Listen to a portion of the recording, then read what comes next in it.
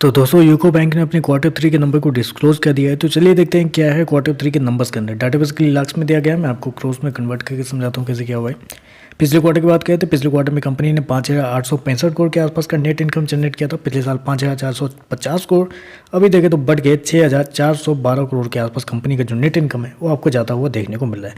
तो साल दर साल देखें तो साल दर साल कंपनी के नेट इनकम के अंदर एक अच्छी खासी तेजी आपको देखने को मिला। अप्रोक्सीमेटली बोल सकते हैं 19% के आसपास का जंप है साल दर साल। वहीं अगर क्वार्टर क्वार्टर जाते हैं तो क्वार्टर क्वार्टर भी कंपनी के नेट इनकम के अंदर ऑलमोस्ट बोल सकते हैं 10% के आसपास की तेजी है। तो क्वार्टर क्वार्टर साल दर साल कंपनी का जो नेट इनकम है आपको बढ़ता हुआ देखने को मिला। चलिए कंपनी का इंटरेस्ट इनकम क्या है वो देख लेते हैं। पिछले क्वार्टर में 5,218 को जनरेट किए थे, पिछले साल 4,627 को, अभी देखें तो बढ़ के 5,551 करोड़ के आसपास आपको देखने को मिला। कंपनी का इंटरेस्ट इनकम भी देखें तो आपको साल दर साल क्वार्टर क्वार्टर बढ़ता हुआ देखने को मिल रहा है। चलिए कंपनी के एक्सपेंडिचर यानी कि खर्चे क्या है वो देख लेते हैं। पिछले क्वार्टर में 4,883 करोड़ खर्च किए थे, पिछले साल 4,096 करोड़, अभी देखें तो कंपनी खर्चे 5,293 करोड़ के आसपास आपको देखने को मिले। तो कंपनी के खर्चे देखें तो कंपनी के खर्चे बहुत ज़्यादा आपको देखने मिले। जैसे कि मैंने आपको बताया कि कंपनी का रेवेन्यू साल दर साल 19% आपको बढ़ाया, लेकिन जब खर्चे के अंदर जाते हैं तो खर्चे कंपनी के 30% आपको बढ़ते हुए देखने को मिले। जी हाँ, कंपनी के खर्चे बहुत ज़्यादा आपको साल दर साल आपको देखने को मिले, जो कि यहाँ पर थोड़ा सा निगेटिव है। चलिए कंपनी का नेट प्रॉफिट क्या निकलता है वो देखते हैं और प्रोविजन और एनपीए ईपीएस सब देख लेते हैं। प्रॉफिट की बात कर लेते हैं तो देखिए पिछले क्वार्टर में 401 करोड़ का प्रॉफिट था, पिछले साल 652 करोड़, अभी देखें तो कंपनी का प्रॉफिट 502 करोड़ के आसपास आपको देखने को मिल रहा है।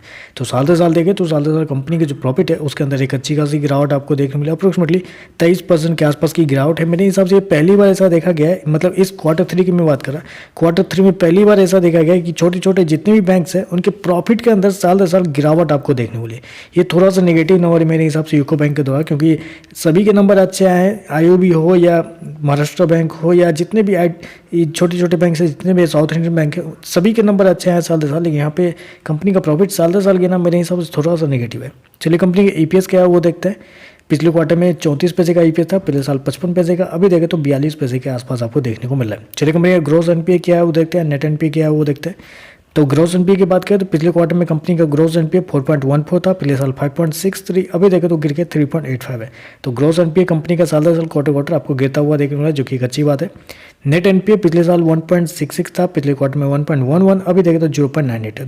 नेट एनपीए भी कंपनी का अच्छा खासा गिरता हुआ देखने को मिला। ओवरऑल देखें तो नंबर नेट एनपीए ईपीएस सारा कुछ देखें तो कंपनी के सारा चीज़ एक ही चीज़ पे आकर टिक जाता है, वो है कंपनी का प्रॉफिट। साल दर साल कंपनी का जो प्रॉफिट है वो आपको गिरता हुआ देखने वाला, बस वही नेगेटिव है। बाकी रेवेन्यू कंपनी ने शानदार दिया है, तो क्वार्टर क्वार्टर साल दर साल दोनों कंपनी का ईपीएस एनपीएस सब आपको देखने को ठीक ठाक देखने को मिला है, लेकिन साल दर साल कंपनी का जो प्रॉफिट है वो थोड़ा सा नेगेटिव आपको देखने वाला। मुझे लगता है कि ये थोड़ा नेगेटिव नंबर की ओर इशारा करता है, हो सकता है थोड़ी बहुत गिरावट भी देखने को मिल सकती है। तो चलिए बस आज के लिए बस इतना ही। वीडियो पसंद आए तो लाइक कीजिएगा, साथ में साथ चैनल को सब्सक्राइब जरूर कीजिएगा। धन्यवाद।